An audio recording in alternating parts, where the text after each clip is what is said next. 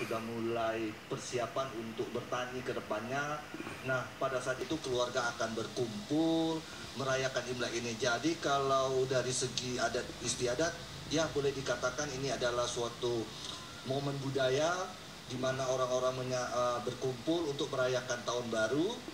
Tetapi kalau dari segi spiritual atau keagamaan, Imlek ini adalah perayaan keagamaan umat agama Konghucu, menyatakan syukur atas setahun yang sudah dilalui dan mudah-mudahan tahun yang akan datang diberikan kebahagiaan, rezeki, berkah yang berlimpah dari Tuhan Yang Maha Esa. Warga atau keturunan Tionghoa yang berada di Indonesia, khususnya di Kota Medan atau di Sumatera Utara, ini semuanya merayakan Imlek, Pak.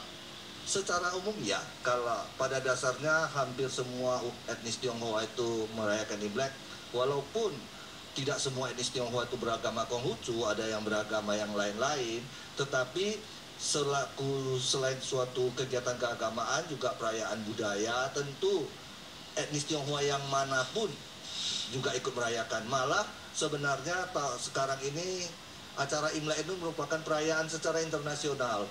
Khusus untuk warga Tionghoa yang merayakan Imlek ini, Pak, persiapan-persiapan yang biasanya dipersiapkan dengan warga Tionghoa ini apa saja, Pak? Kita melakukan aksi bersih-bersih di rumah. Jadi rumah kita bersihkan dan persiapanlah. Tentu ada makanan-makanan tradisi khas yang penuh perlambang menyambut Imlek. Ada makanan seperti jeruk, ada makanan seperti mie itu panjang, katanya hubungan kita itu panjang terus, rezekinya juga panjang terus. Terus ada kue bakul yang lengket-lengket, melambangkan supaya dalam keluarga itu hubungannya lengket terus. Ada lagi makanan khas seperti selalu dihidangkan ikan, karena ikan itu dalam pengucapan bahasa Mandarin itu yi, itu artinya mirip dengan kata berlebih. Jadi setiap tahun kita masih punya rezeki yang berlebih untuk tahun yang akan datang. Terus hiasan-hiasan yang berwarna merah, lampion itu melambangkan cahaya. Jadi hidup kita itu penuh cahaya. Malamnya persiapan-persiapan dilakukan oleh warga Tionghoa yang sudah merayakan itu apa, Pak? Apakah mesti berkunjung ke vihara, atau justru bisa berdua di rumah, atau justru merayakan bersama keluarga pada malam harinya, atau bagaimana, Pak?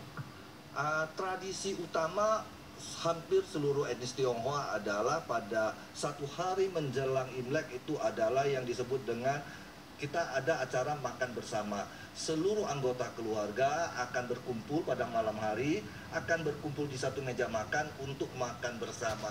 Jadi pada saat itulah diharapkan anggota-anggota keluarga yang dari tempat-tempat jauh kembali bisa berkumpul bersama anggota keluarga, menyambung tali silaturahim, yang muda mengucapkan syukur, mengucapkan hormat kepada yang tua menyayangi yang muda. Jadi lebih ke kalau pada satu hari sebelum hari besar itu tradisi utama adalah berkumpul dan makan bersama. Tentu pada hari itu juga ada sembahyang kepada Tuhan.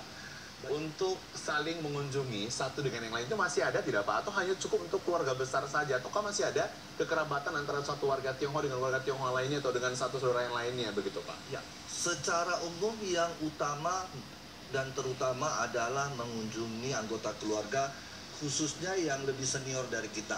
Artinya kalau seperti saya, maka kewajiban nomor satu saya adalah mengunjungi orang tua saya apabila kami tidak tinggal serumah, baik orang tua dari saya atau orang tua dari pihak istri, orang tua atau mertua. Itulah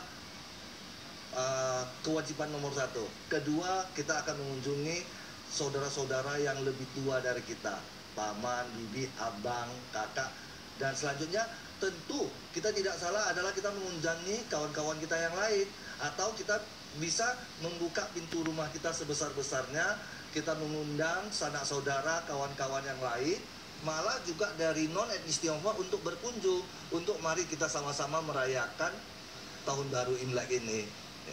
Satu yang cukup menarik dan membuat orang terngiang terus dengan namanya Imlek adalah angpau, Pak.